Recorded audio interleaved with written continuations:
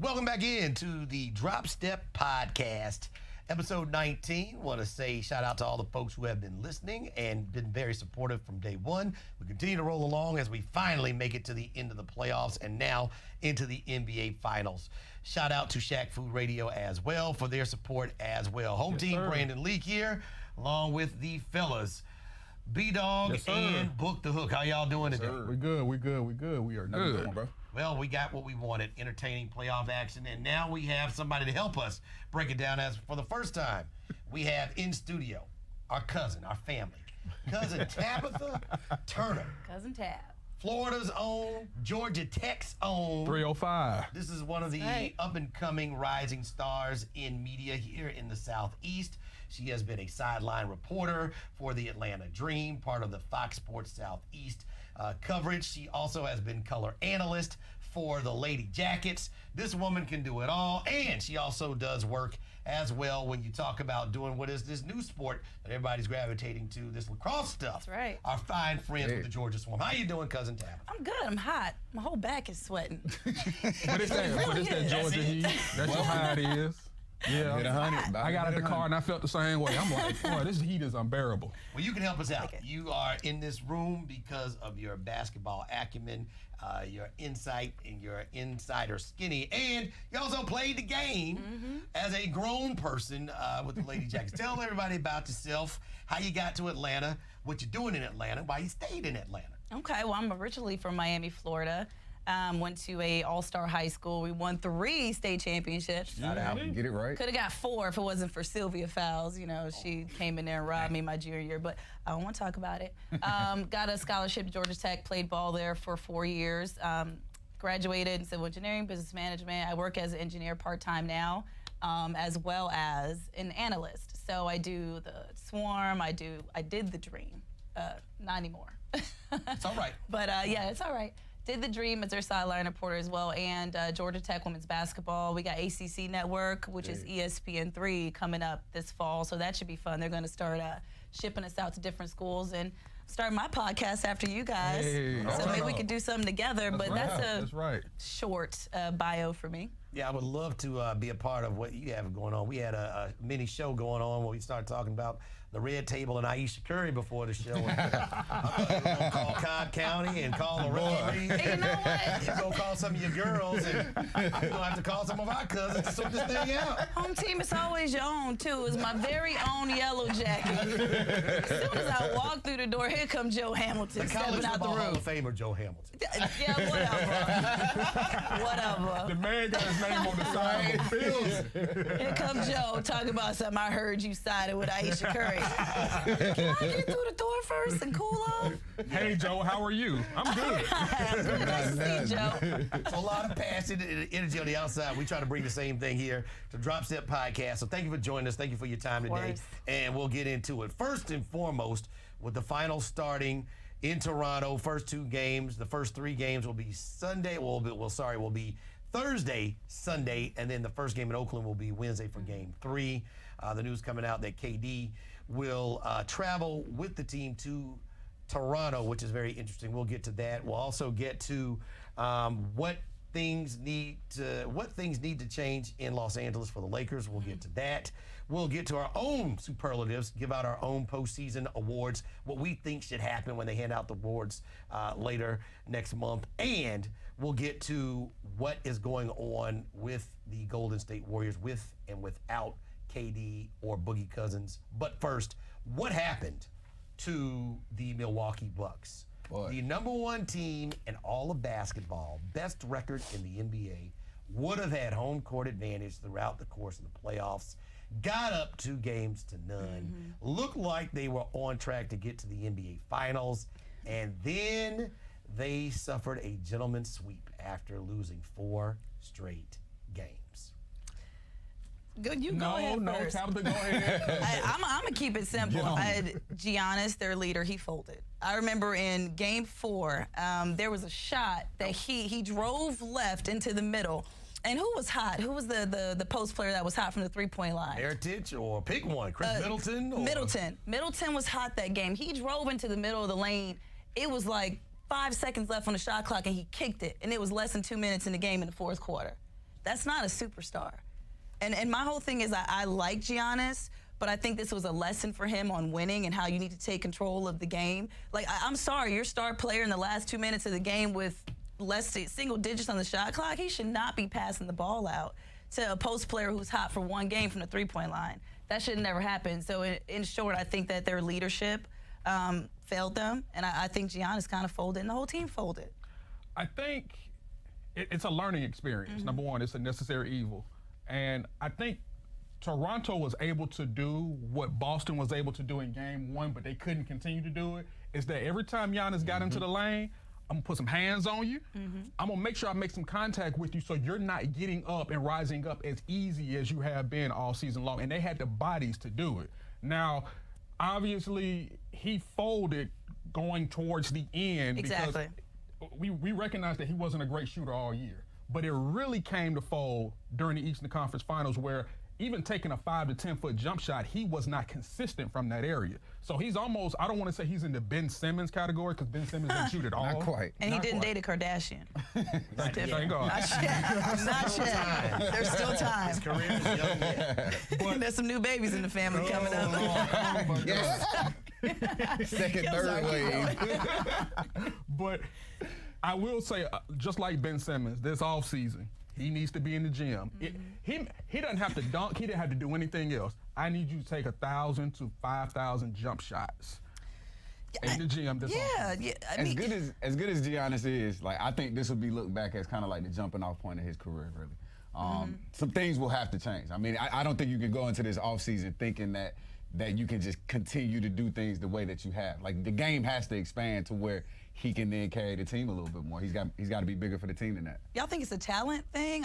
I just feel like it was more of a mental thing, because he still had, 20-some points, Well, I and think he things still was averaging. changed. The problem is, I think part of it was on Giannis, from what I saw, and part of it was on Coach Mike Budenholzer. Yeah. Absolutely. Because the first two games, they were at home. They got everything they wanted. They ran their stuff.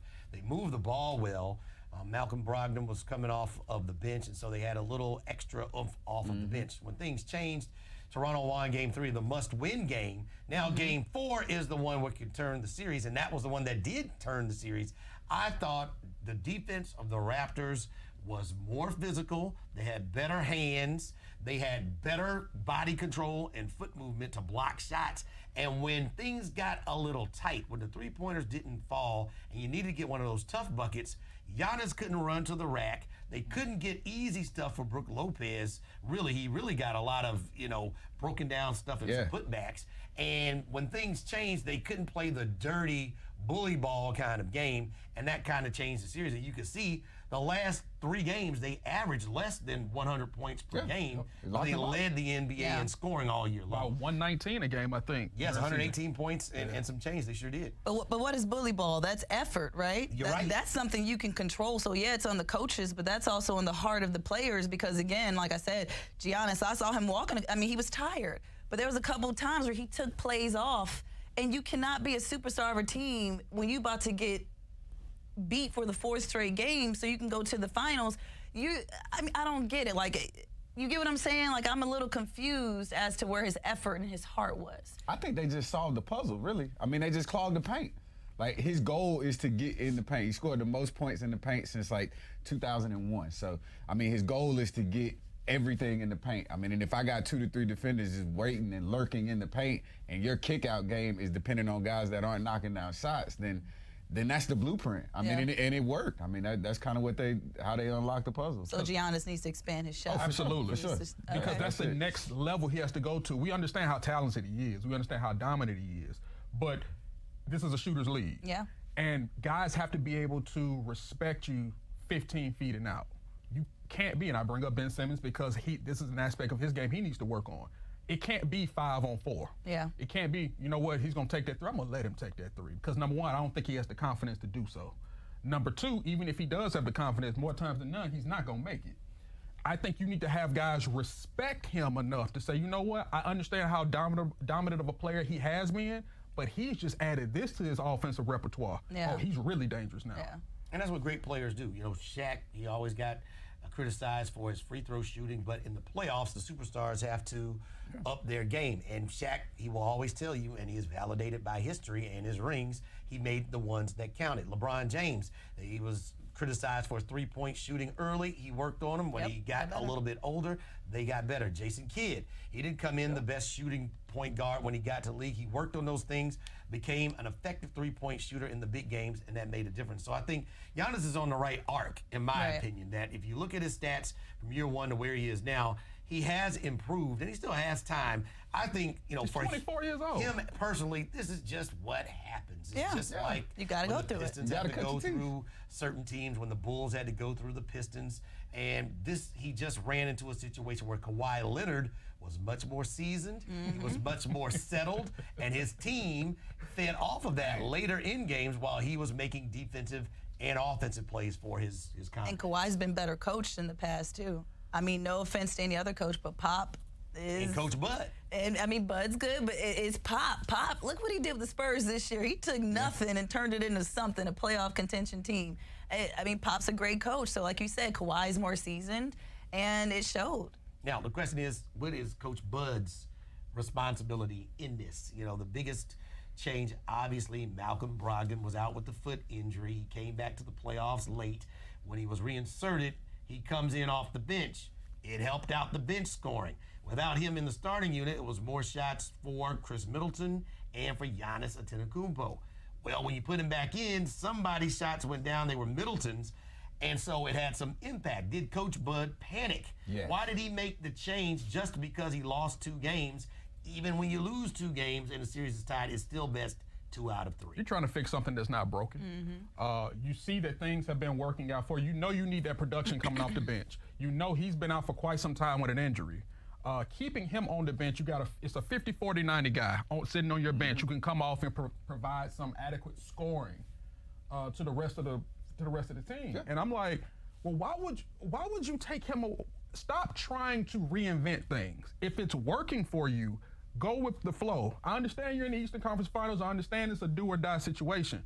But if it's worked for you throughout the season, continue to go along that path. Stop switching things up that would be a detriment to you. And that's exactly what he did. And that also, for players, it helps them with their confidence. Because if you're a player and it's been working for you all season, all of a sudden it shuts off and your coach changes things up, what are you going to think? Oh, he doesn't have that confidence in me anymore, and now my production goes down on the floor. So I agree with you. Don't try to fix something that ain't broken. Just keep working at it. It's been working, so we're all going to have games as professional athletes, and I say we, I'm not a professional athlete, but y'all know, professional, you're going to have a game where your shot ain't falling, like you don't true. stop shooting. What do y'all tell shooters? Keep shooting, right? shooting. Shoot your way you don't out. stop shooting, you Absolutely. shoot your way out of a slump, and he panicked. You're right, he panicked. Yeah, and now Coach Bud, I've been a little bit critical. Just a tad.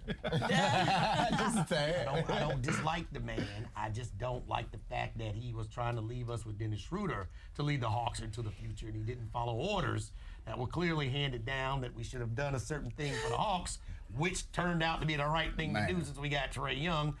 Now I got that out of my system. That to the side. We had to get it real quick. That to the side. He's been to the Eastern Conference Finals twice. Yes. He took the Hawks, and he took the Hawks without an MVP candidate. Right. So you have to give him credit for that.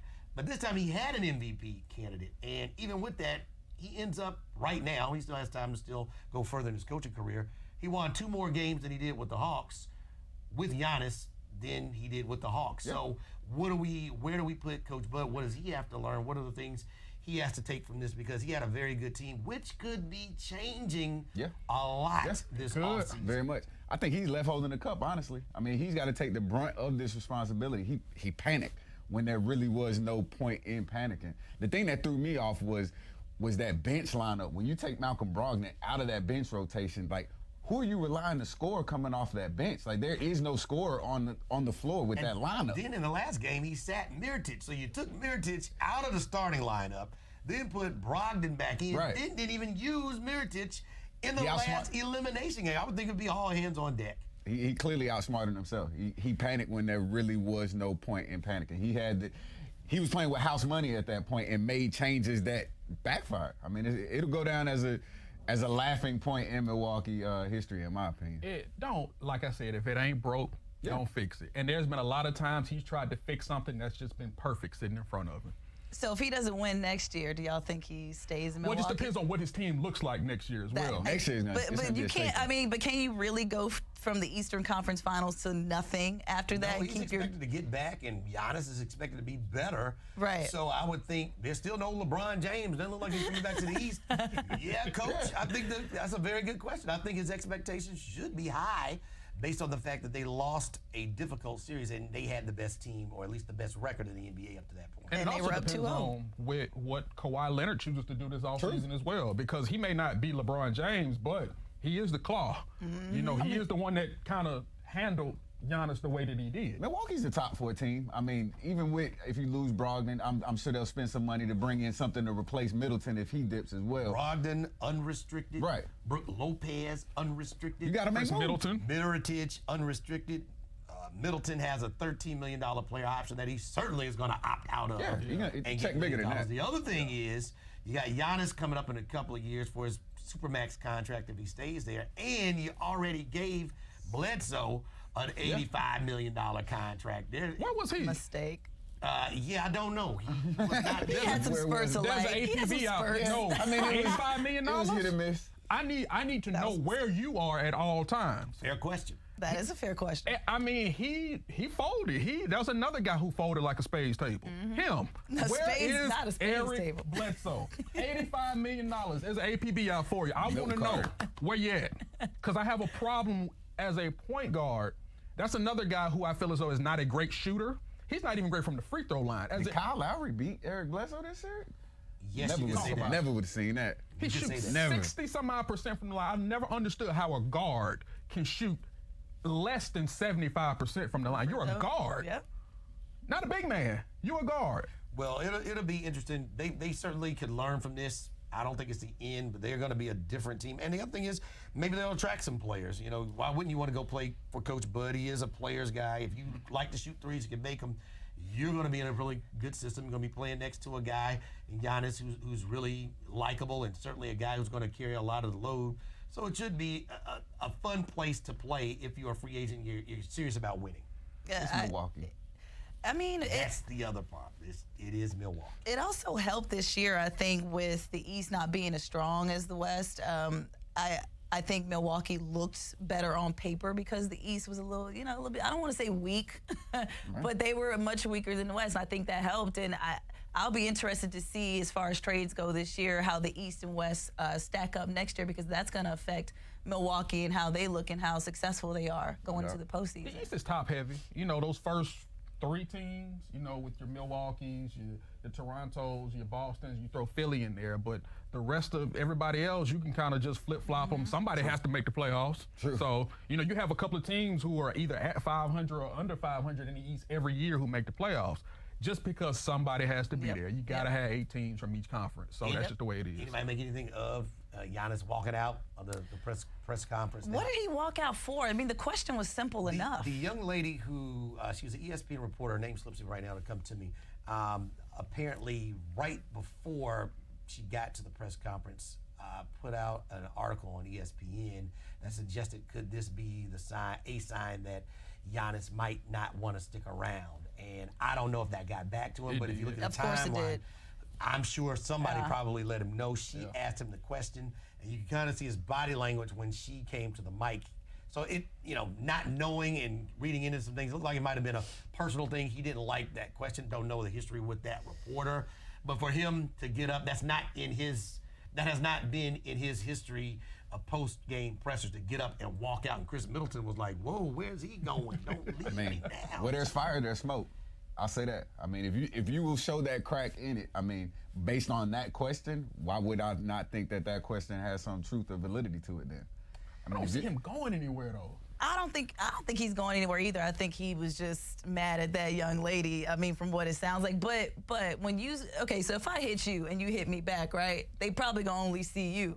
So now you look like the bad guy. So no one knows what she said prior to this press conference unless you dig and you're a sports analyst or a radio host like we are. But the normal person doesn't do that. So what does that look like to the public? It looks like he's being immature, like he can't handle questions. So I get why he did it, but it doesn't look good, and he has to be more mature than that. He's got to learn from that too. You have to handle yourself accordingly when you have that kind of prestige and you're on stage like that, because people are watching and all they're gonna say is Giannis walked out, he's immature, he's this. That's the narrative. That's what we'll see, and that's what we'll remember. We won't remember the question or who asked the question. We'll remember him hearing the question, getting up and walking out. So you're right, the perception, it looks like he was just frustrated and was tired of that line of questioning and cut it Sore short. loser. Sore loser. I don't want to be here. I hate that think gets it's stuck that. to it. I guess I don't look at it as big of a deal as maybe you all do. I think it's just one of those situations. I don't think it's something that we'll continue to see. It's one of those things. Look, he's upset. I know he may have to handle himself a lot better. He's upset. The way they lost, you go up 2-0 and you lose 4 straight. It's You embarrassing. crumble. It's embarrassing. Man. He's upset. Now you got to do the conference right after. That's your job. It is your job, but these are human beings. They're emotional. Cam Newton has gone through this before, where you got cameras all in. Everybody's asking a question after you just lost one of the biggest games of your career. You still have those emotions and things flowing through your body, and so I get both aspects. I'm not killing him for it, but I understand. Look, this is what you're going to have to go through. You're going to lose other games. So you just got to stand there and deal with it like a man. You do. You're more understanding than the general population, because they're not athletes and most of them are not into sports, and most of them do not care because you're getting paid a quadrillion times more than what they make, and they feel like you need to handle anything. You should be Superman because you're a millionaire and you get paid for it. Well, then there's another aspect too, is that we want to keep it real. The ratings have been down, and they think obviously with LeBron James not being in the playoffs and him not being there on a regular basis in the playoffs has had some impact. So what you don't want is a trend. What if LeBron James doesn't make the playoffs next year? All of the other stars are the caretakers of the NBA. And what you don't want is for a trend to become a reoccurring habit. And so you don't want people turned off. And while I don't hold things against athletes after a loss, I don't take it personally because to what B was saying, it is emotional. However, we're all professionals. And I think sometimes athletes don't see it from the media's perspective too, which is, it's 1 o'clock in the morning sometimes. I don't want to be here either. I would rather go home too. I have to ask you these things, so we're all here doing this job. But the larger point, everybody who is in front of that microphone is a caretaker of the NBA, is a representation of the NBA, and you have to be a good ambassador of the NBA at all times, because you don't want people turned off to the product and making the ratings not what they possibly could be. I guess with me, the reason why, and I understand what you're saying, I completely agree. I always look at it from the athlete standpoint, and like you say, the average Joe doesn't understand it, especially if they've never been an athlete, and they've never have been in that situation. And I think some people don't know how they handle a situation until they're in that situation. Right. Yeah. And it's kind of like, it's easy to say, well, I would have done this and I would have done that. And you may be right until you're in that person's shoes and you understand the emotion and how they feel coming off that floor, losing the way that they did. And it's kind of like, oh, it takes on a whole different meaning. Because, I make a lot of money, but at the same time, I'm still an emotional person. The money, you can put that to the side because I still lost a big game. These athletes are competitive. They don't like to lose. And two, and I agree with you, but isn't that Giannis, isn't that his responsibility to relay that message correctly? True. Because at the end of the day, we all go through that where you don't understand where I've been and where I've come from and vice versa, but it's no excuse for me to come in here with attitude and be like, I'm having a crappy day, I don't want to be here. There's no excuse for that. So at the end of the day, you have to relay that message correctly to the public. And if you don't want to be there because you just lost a game, you're emotional, he could have said that. Well, I would have put the reporter on blast. I would have been like, so per our conversation before, or what you said about me on Twitter, I'm going to answer it this way. I'm going to make sure everybody knows that this is what she said and this is why I responded to it. Because that's not fair. I would do that personally because now I'm on the line now. Right. My experience, everything I've done is on the line. So I would have put her out there. And it's all public information, so it's not like he's just throwing her under the bus. You wrote it, you put it out there. That's it's right. Public. That's right. And people are too lazy to dig, so I need to bring up the information for him. Here you go. The athlete will always have the last word, or could have the last word, so he always has control. I thought it was just a bad moment. I don't hold that against him. I don't think it's a big deal. Hopefully he'll learn from that, and hopefully he'll get better, and if he's winning, he doesn't have to be that much of a disappointed player if he wins. Learn from that. Moving on, the NBA Finals about to kick off, and if they're going to kick off without Kevin Durant, who is going to fly to Toronto, but it doesn't look like he's going to be ready for games 1 or 2. I'm starting to think that he won't play at all. He's going to play. Whatever is going on might be a little bit more serious. Really? I don't know. And then just throwing out some stuff that might not be factual, I think he really wants to play because he doesn't want it to be said. All of this talk that he's hearing about, well, the Warriors are 31-1 in the last 32 games they played with Steph and without Kevin Durant. That the Warriors might be wanting to send him on his farewell tour, saying that we liked having him, but we didn't need him. And I think he's hearing some of that, and he desperately wants to get out there and be a part of it. I hope he gets to. Like, I honestly hope he gets to play. Like, because just like you said, I'm sure he's hearing a lot of the background noise. I'm sure he's hearing a lot of it. So he's got a point to prove. But then I guess conversely, the Warriors got a point to prove as well. Like, we can do this without him. Exactly. So, either way it goes, I mean, I want to see him have a chance to perform on the stage. You know, I hope it's not as serious as it's been made out to. But if it is, then why go to Toronto? Like, why even go with the squad out there? So I'm kind of confused as that. So I think that kind of signals to me that he will play. So I hope he does. I hope he doesn't play, and I hope they sweep them. I don't want to sweep. I hope it goes to Game 7 because I like Toronto, but I do have the Warriors winning it. But I hope he does not play because, to me, Kevin Durant acts like a baby. He constantly responds to stuff that he should not respond to. It's not professional. And even when Seth Curry said something about the Warriors are harder to guard without Durant, he took it the wrong way. All that means is they're moving their feet more because they have to. They don't have a 7-foot shooter who can shoot from half court on the floor at the time. So they got to move because you got Curry, you got Clay, you've got Draymond, who's a freaking point guard in a post player's body, pushing the ball at the floor. They got to move their feet a lot more. What did Durant do with that comment? He went on Twitter and said, "Hell no," or whatever. You crazy? Which account? I mean, From his burner account. And my whole point in saying this is that he brings this attention on himself. Like, did y'all see that interview where they had 6 of the Warriors players and both Clay and Durant? They asked him about trades or whatever, and both Clay and Durant were like, "We're not going to be here." About the offseason. Right, you bring this attention on yourself. So now they're doing good without you, and now you over here like looking like Boo Boo the Fool, like maybe they really didn't need me after all. And I don't think they need him. They don't. I hope he doesn't play, and I hope they win without him. And I think they can. That man gonna play. He's not gonna play game 1 or game 2, but he's going to play because do I think they need him? I want to see how game 1 and game 2 goes. I think the thing with Toronto, I think it's gonna go 6. If Toronto can slow this game down and make this a half-court game, I think the Warriors can win in either fashion. But I think I think they're much more confident if they can slow this game down. If we all know there are points and times in the NBA Finals where Steph's shots do not fall. Clay's shots do not fall.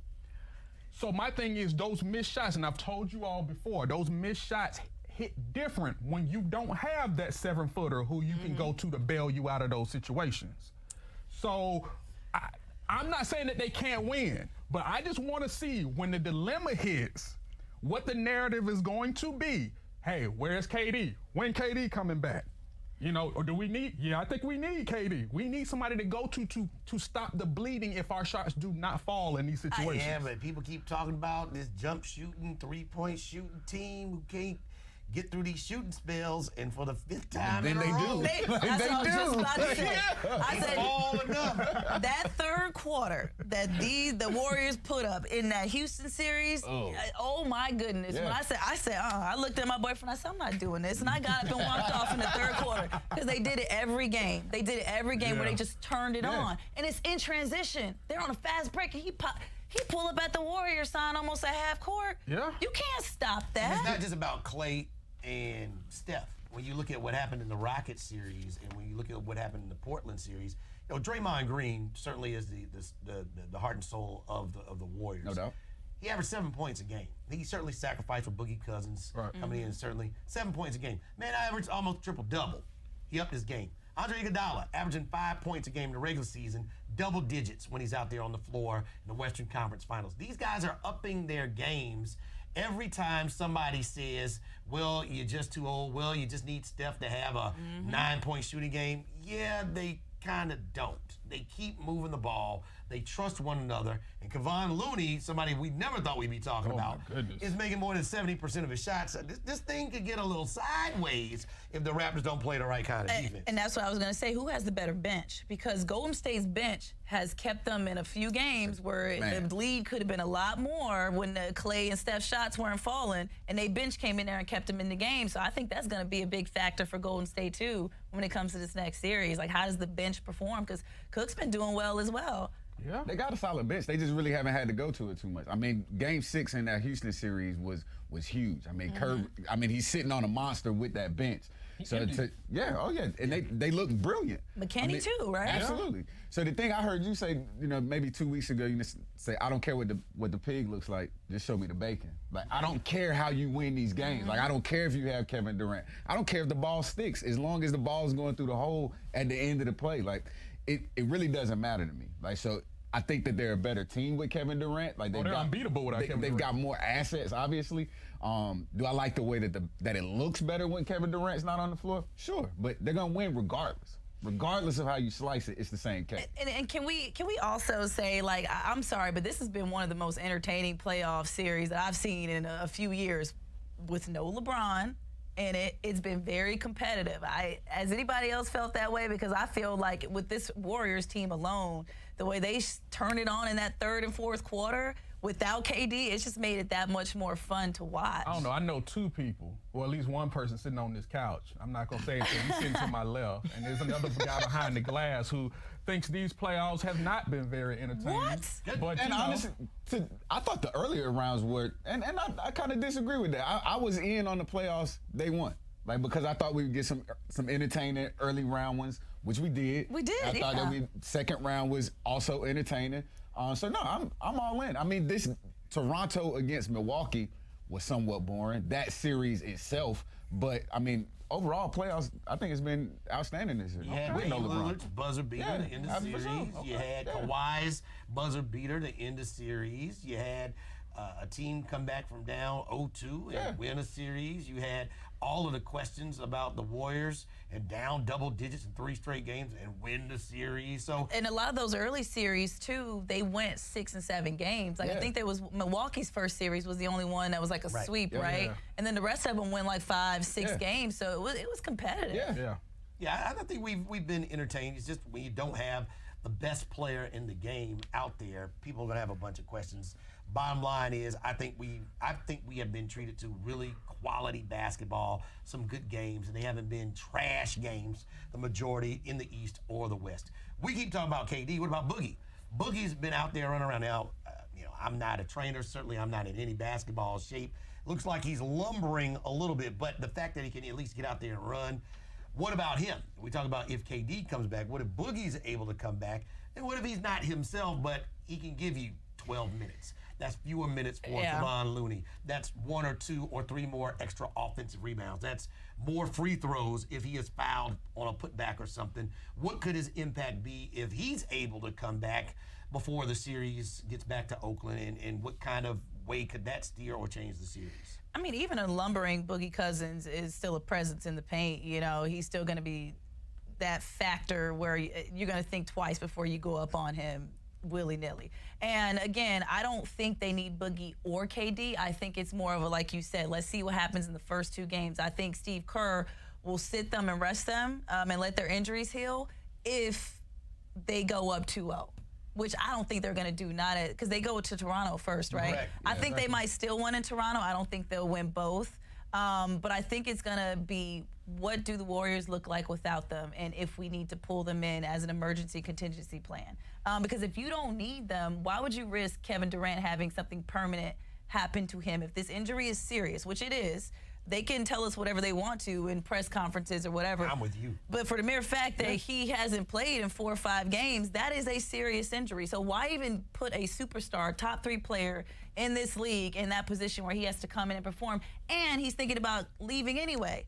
Like, if I'm Steve Kerr and I don't need you and we're winning without you, I'm going to sit here and say, no, you go to your trade, get traded, go to your team, have fun, go get your money, your Supermax contracts, and we can do this without you. I don't think he's going to play him if they don't need him.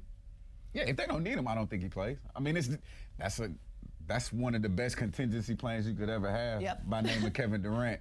I mean, so if it does come to the fact that they do need him, it's nice to have him back there. But again, I don't think it'll come to the fact that they will need him. I think that if he's able to play, I don't think you'll be able to keep him off the court. You need Boogie. No, I don't think they need Boogie either. They could beat. think they need Boogie. I think they could win this series as they are, as they stand today. They could win especially this don't series. need Boogie Yeah. because I'm also envisioning, depending on, his conditioning and how healthy he is, if he does play, how does he affect them when it comes to running up and down the floor Yeah. and how they want to, Slow them down. Yeah, oh no doubt. He Right. ain't getting in shape in 4 games. Right. So when they want to take off and they want to run and when they want to get in transition, you got a lumbering, not lumbering, but you got Boogie who is not as quick as everybody on the floor. That could hurt them a little bit and hurt what they've been doing. So especially Boogie, if he's still hurt and he's not fully healthy, you really don't need him. Yeah. We can talk now about the late mess. Late show, Watch the yourself. Lakers, whatever you like to call it. Lord. It really is sad because this is NBA royalty. This is not supposed to be. The Lakers, the NBA is not better when the Lakers and the Knicks are down. Those two franchises need to be up. They need to have superstars, and they need to be in the playoffs and be relevant. And right now, those teams don't have all of those factors combined. But what's going on in Los Angeles really is a disgrace when you talk about the level of disarray, the level of disconnection between the owner, the former president of basketball operations, the general manager, general perception around the league. We only have an hour. But my God, man, and lady, when is this going to get cleared up? And when is Jeannie Buss, who's the owner, going to get the right people in place to fix some of this stuff? They do have the 4th pick in the NBA draft, but is it going to be a situation where they're going to be able to utilize that to their advantage and turn things around quickly? Yeah, one of y'all go. I'll go ahead. I don't know all the details of this. I've been watching it on TV, but I don't know all the details. But I think it'll turn around when they finally go ahead and just let LeBron James call the shots he wants to call. He's not calling them?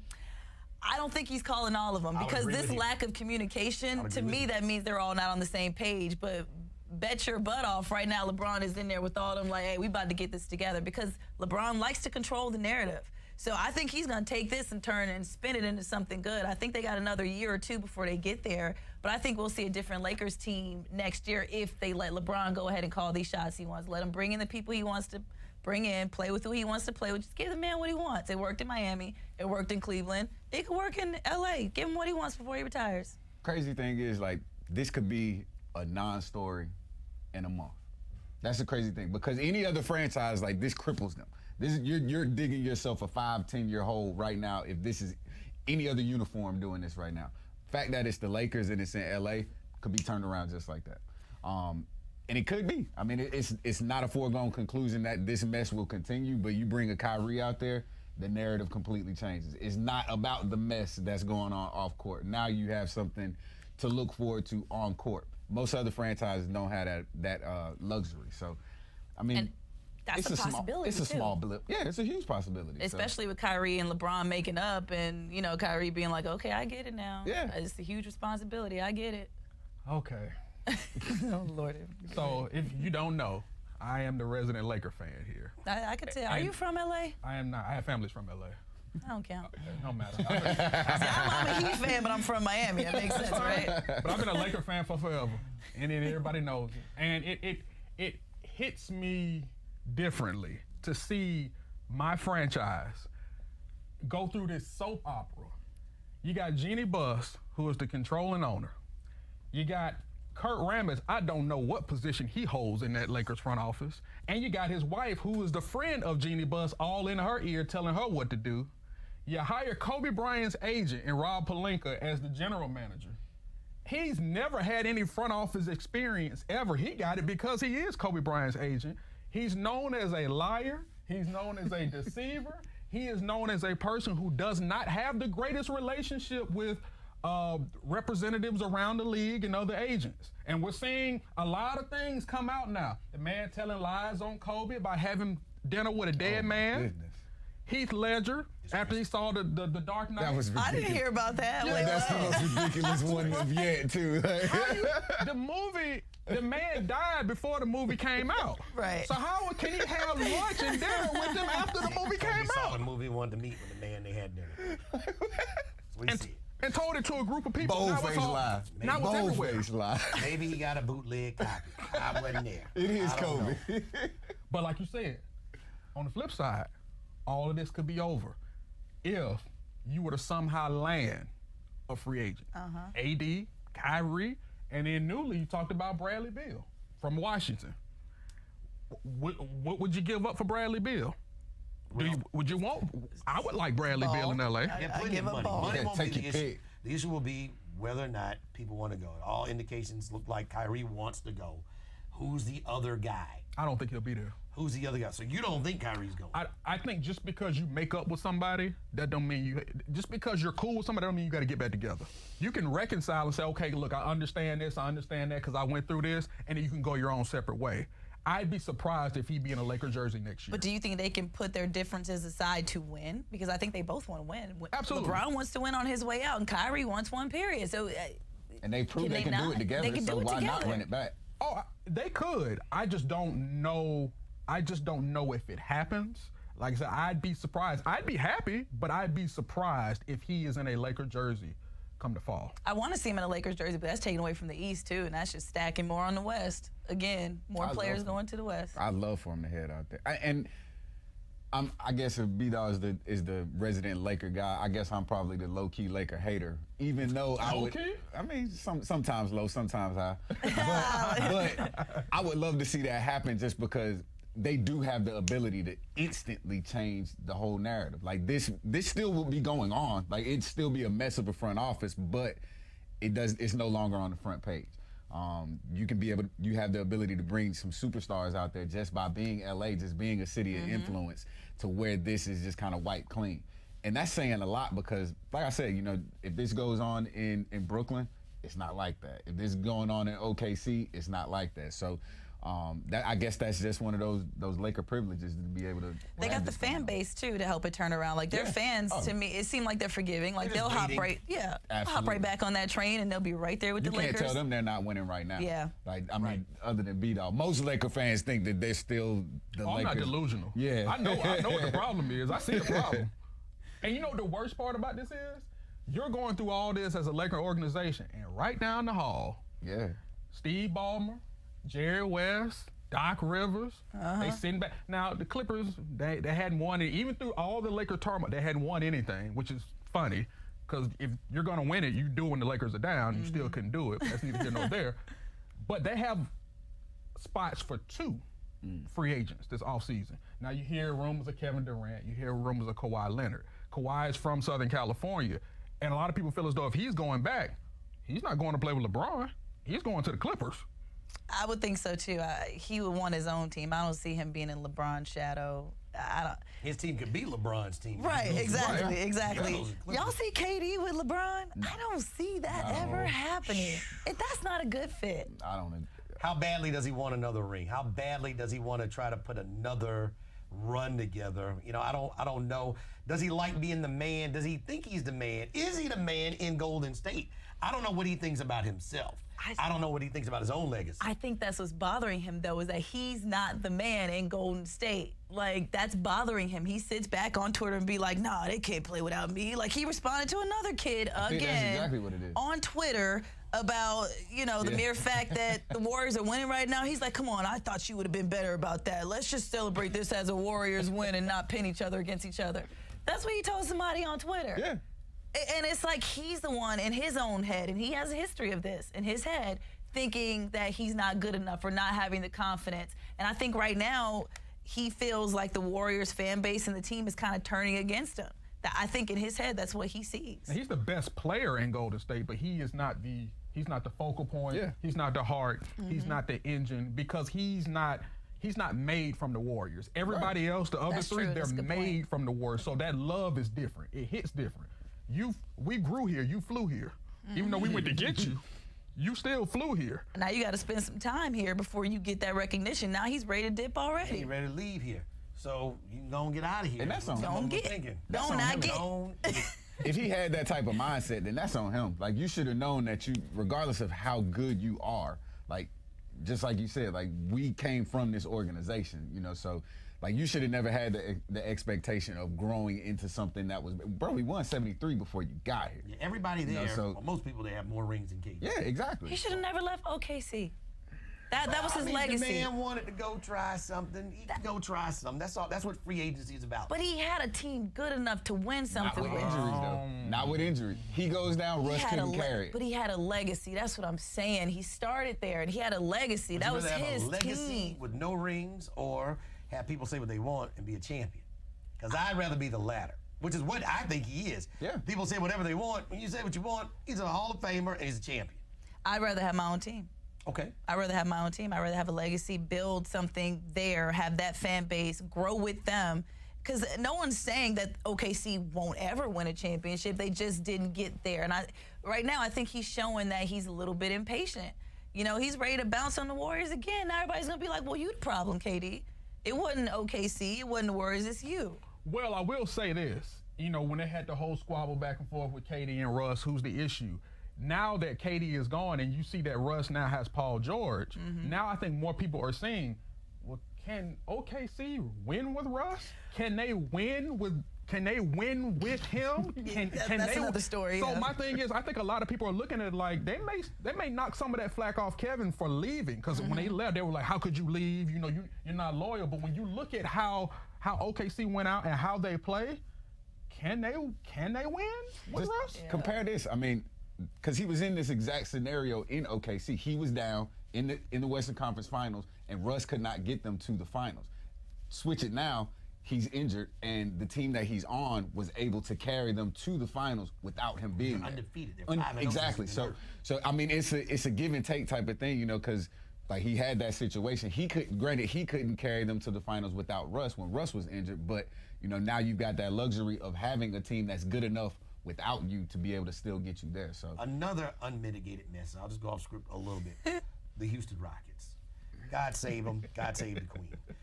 They just now they don't have enough, and they know it. They know that the Golden State Warriors are just more man than they are, and they know it. And we know it, and the owner knows it, and the GM knows it. So now Del Morey is saying pretty much they'll do anything they can to improve the team. Everybody except for James Harden can be had. That sounds like a total 180 from where they were last year, sending tapes to the league, how they would cheat it, how to call. If Paul had been here, y'all would have seen the real, you would have seen the real deal. Now they've gone in a total different direction. Your thoughts on the future of the Rockets, what it could be? Do they still have an opportunity if KD leaves and Clay leaves and the West changes a little bit more? Can the Rockets have a shot at a title? And there it is. If KD leaves and Clay leaves, that's the thing. And let's go back to that Rockets series. They played great. There was nothing they could do. This Rockets team played really well in that series.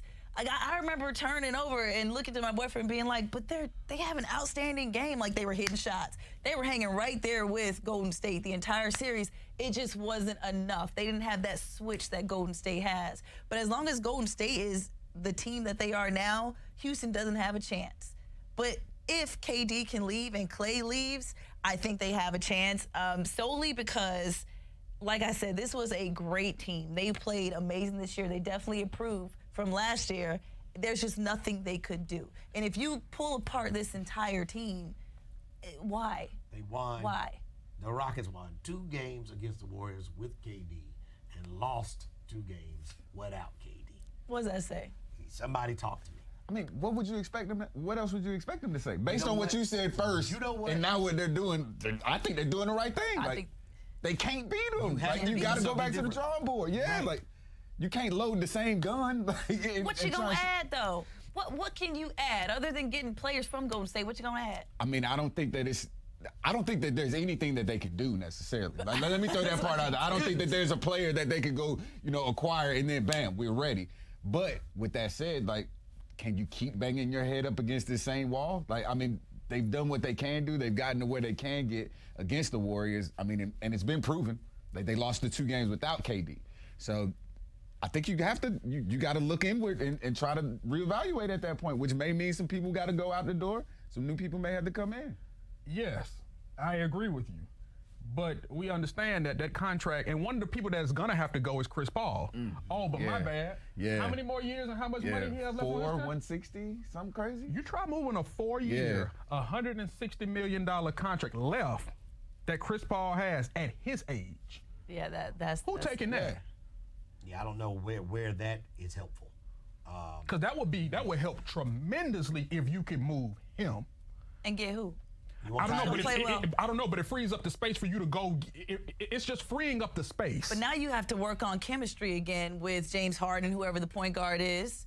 And that's a whole new building block when I don't think removing Chris Paul is the issue. You got to move James Harden in. I have to do a 180 because I was defending That James ain't gonna Harden. happen. I That defended ain't gonna James happen. Harden because he was scoring more than 30 points a game. He played well when Chris Paul and Clint Capella were out, and I was defending him. People didn't like the ISO ball, and I was defending him. This man put his team on his back. They got off to a horrible start. He's the one that kept them up, and he at least got them to a right positioning. But now he's got to change some of his game. Oh, hibbity hop, hibbity flop, Can't herky travel no jerk. Euro. It's scoring points, but it's not winning games. And at some point, he's going to have to change. And I think what's going on the sidelines, Mike D'Antoni's going to have to change. Got to get him up out of there. I don't know who it'll be. I mean, they've got talent in Houston, but it's just clearly not the amount of talent that the Warriors have. I mean, it just doesn't measure up. Who I mean, does? If we're talking, but what do you do at that point? I mean, I think that you have to. Sometimes you gotta go backwards to go forward. I mean, and that's kind of what Morey's saying. Like everything is for sale. We're open to ideas, basically. So I think they're gonna have to make some changes. Yeah. Yeah, and James Harden's going to be there if he can just, he's going to have to do better defensively. He's going to have to do better when he doesn't have the ball. I thought interesting comments by Jalen Rose this week when he was talking about identifying when Chris Paul was bringing the ball up the court. I thought that was very good analysis. It looked like James Harden was a bit disengaged, and now Chris Paul doesn't have the full complement of his teammates to get the ball exactly where it needs to go. And Chris Paul is a very cerebral point guard. Those are things that are going to have to change. Those are going to have to be things that I think James Harden inwardly, on the inside, sometimes it was on the inside of a man or a woman that says what you're going to be on the outside. And I think those are going to have to be some things they're really going to look at.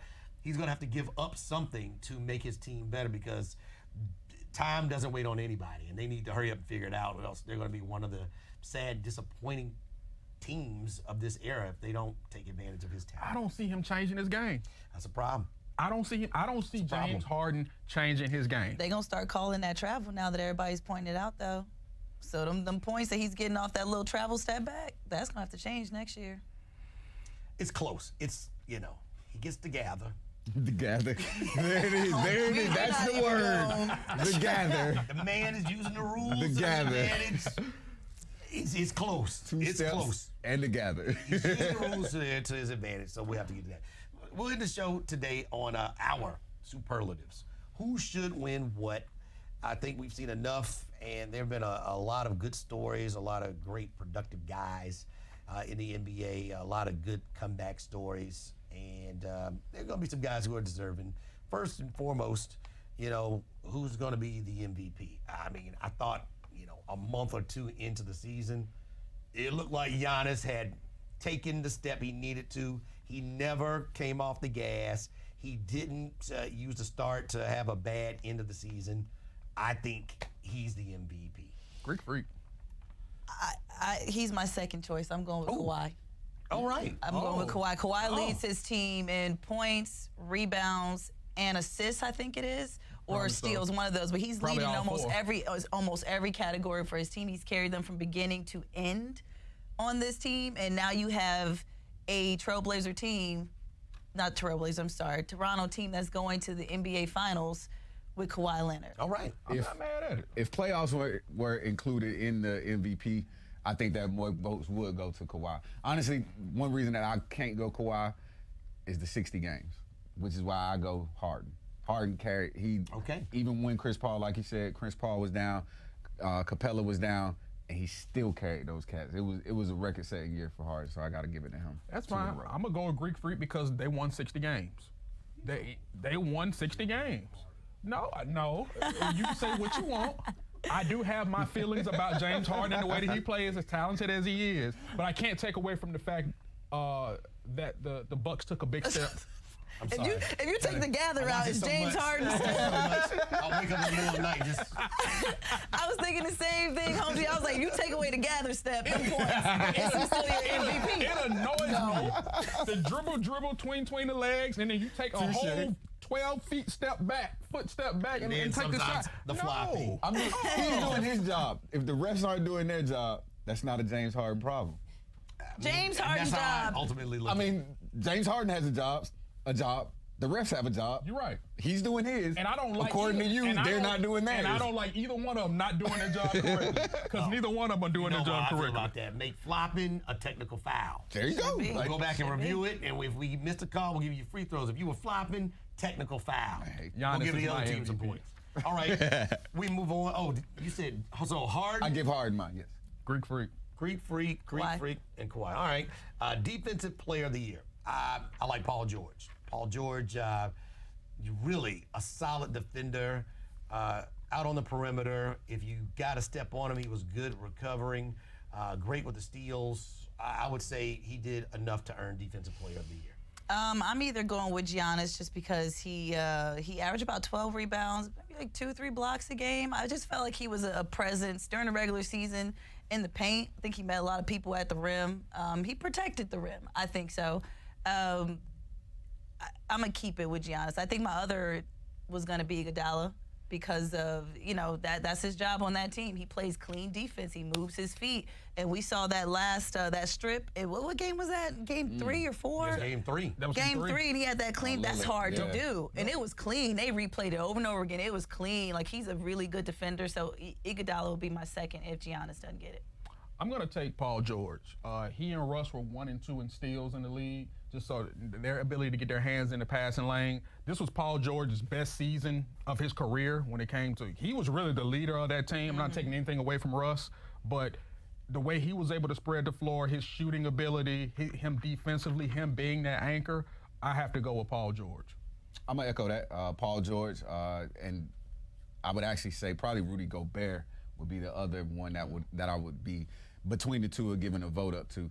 But since you went on Paul George, I say Rudy Gobert, man, he is as defensive of a center as there is in the league at this point. Really protects the rim. Like, the Cats around the perimeter don't have to play as hard a defense because they know they've got Gobert behind them. So I think it'd be nice to have somebody back I think there. he'll be like there that. every year Yeah, almost. I He'll think probably so be in too. the category Yeah. every year. Yeah. Rookie of the Year, I think it should be split. I think it should be co-Rookie of the Year, Luka Doncic and Trae Young. I don't think, all of the thing you can say is Trae didn't have a great start to the season. So There you go. if you're going to take that and that's the difference, okay. The other thing is they were about to shut Luka down, and then when Trae started cutting up, all of a sudden Luka got back into the Dallas Mavericks lineup. So I think the way Trae ended the season, the way the Hawks also ended the season, they just missed out on winning 30 games. And I think both guys, you can't look at one guy, in my opinion, that says the other guy doesn't deserve it. So I think Luka Doncic and I think Trae Young should be co-Rookies of the Year.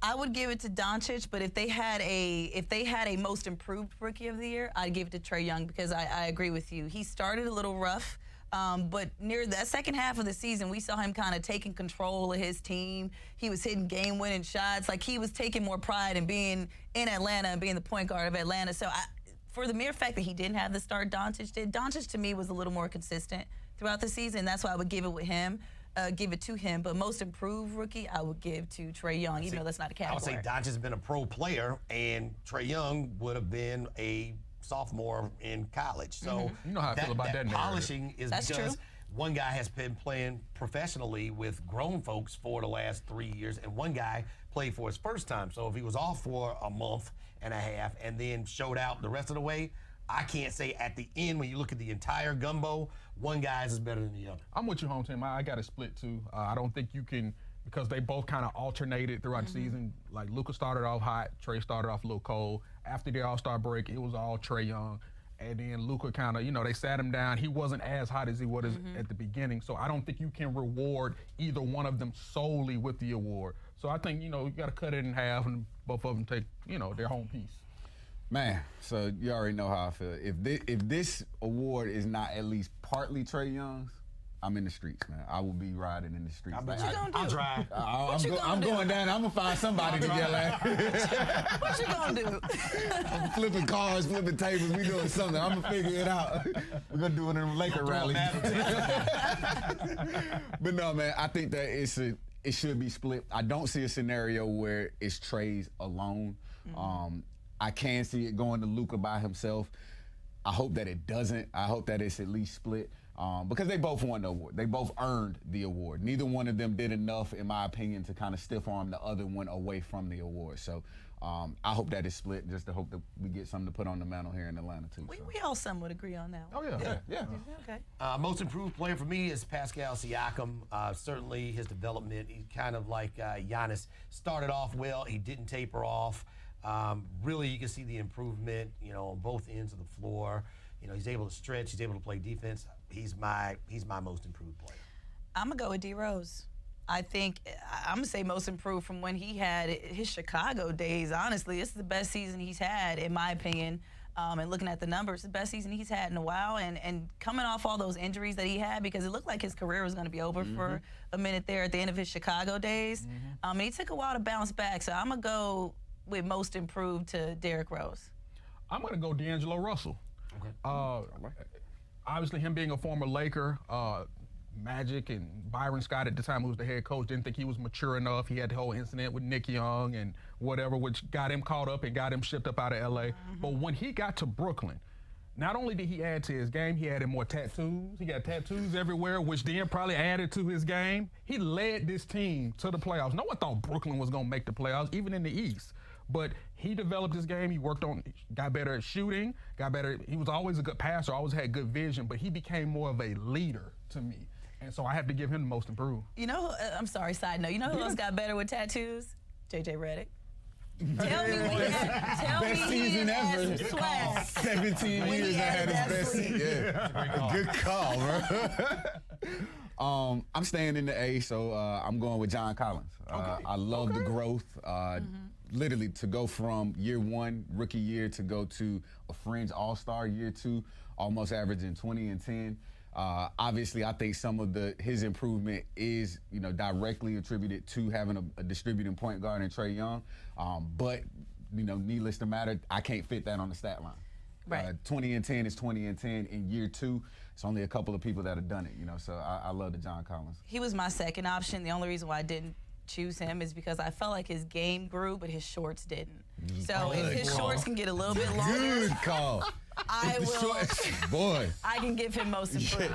The shorts are costing you awards. you. Votes. You can't have your Votes. leggings hanging out in the bottom of your shorts as an NBA player. That's a Say it fact. louder. My shorts longer than One that. night on because of the fashion statement. Oh, my goodness. Oh, my goodness. Sixth man of the year really is, for me, guy who's done before, Lou Williams. Yep. Lou Will. It's not even close. The man is a scoring machine, bucket after bucket. Get out of the way. Let him do what he does. Unfortunate that he wanted to stay here in Atlanta. I'm telling you what I know, not what somebody told me. But at the time, the coach and the style didn't fit in with Lou. That's what he does best. He's allowed to do that in L.A. I think he's sixth man of the year. I agree with you on that one. I mean, 20 points a game. I think he led his team off the bench in points and assists off the bench. How many times has he gotten It's like the this? fourth time. Goodness His gracious, award. he is Him the sixth and man. Jamal Him and Crawford. Jamal, yeah. Him and Jamal Crawford. That's- Career sixth men of Those the year. two. But yeah, I'm with you. I echo that. Lou Williams. You might as well- I mean, same with me. You all said everything. Yeah, I mean, if it's not a Jamal Crawford award, it should be named the Lou Williams Award moving forward. And lastly, as we get ready to wrap things up, Coach of the Year. I think that man who really put his imprint on a franchise, a man who got the most out of his players, a man who put his system in place and got buy-in, Coach Mike Budenholzer. I think Coach Bud did enough once again to earn Coach of the Year. Getting the 60 wins, getting the best record in the NBA, and not having back-to-back losses. And when you look at some of those teams he was playing when those back-to-back losses could have happened, Golden State, Toronto, the Rockets, some really good teams, really dialed in, really focused where his team, and I think he's deserving to be Coach of the Year again. I'm going with Steve Kerr. I like him both on and off the court. Yes, he has the talent, the players to produce what they produce, but I think he drives their heart. I think he talks. I think he's a player's coach, and I also like what he stands for off the floor. Like, he gives his players a voice. He's into the politics and everything outside of that because he knows how important it is, and that's why I like Steve Kerr, of course, because he wins. But I like it because he wins as a human being, and he stands for what's right. And I'm gonna go with Steve Kerr. I'm not mad at that, especially once you delve down into everything, because I absolutely agree with you. But I'm gonna go with Coach Bud because of the 60-win season, what he was able to do with the guys around him, how they were able to improve. We understand how he uses his players, and they do improve under him, regardless of what we may think about him down the stretch. They do improve. Giannis improved. Chris Middleton improved. Those guys, some of those guys are going to go and make a lot of money if they don't stay in Milwaukee. So I think even with how it ended, he is the Coach of the Year to me. Man, this was a really good year. Like, as far as this was probably the toughest one for me. Between Mike Malone out in Denver, Terry Stotts taking Portland down the stretch, Nick Nurse up in Toronto. But at the end of the day, I think that just like you guys said, man, Coach Bud, he can squeeze a grape, man. He's gonna get everything out of everybody. I can't say that he may not make the best strategic moves when it's time to make them, but as far as player development, he's gonna get the most out of everything that he's got. So yeah, I vote for Coach Bud, Coach of the Year. All right, so we got through episode 19 of the Drop Step Podcast. We'll be back next week. We'll be getting ready for Game 3 of the NBA Finals. Where will we be? What will the storylines be? A lot to get to, so look forward to that. We'll say thank you to Cousin Tabitha. Of course. Tabitha Turner. Please plug yourself and what you'll be doing outside of the world of basketball, what you have on the horizons to get it out there to the people. This summer, I'll be working on my own podcast as well, trying to get like you guys, and launching my business and my brand. Some personal coaching going in there as well. Just trying to build myself until ACC basketball starts up in the fall. All right, we'll see you next week. Want to say thanks to Houston. Want to say thanks to Caitlin, making us look better than we should. Everybody except for Tabitha. She's the only one that looks decent on this show. Say thanks to their hard work for behind the scenes. We'll see you for Book the Hook for B-Dog. I'm Home Team. We'll see you next week, episode 20 for the Drop Step Podcast. Peace.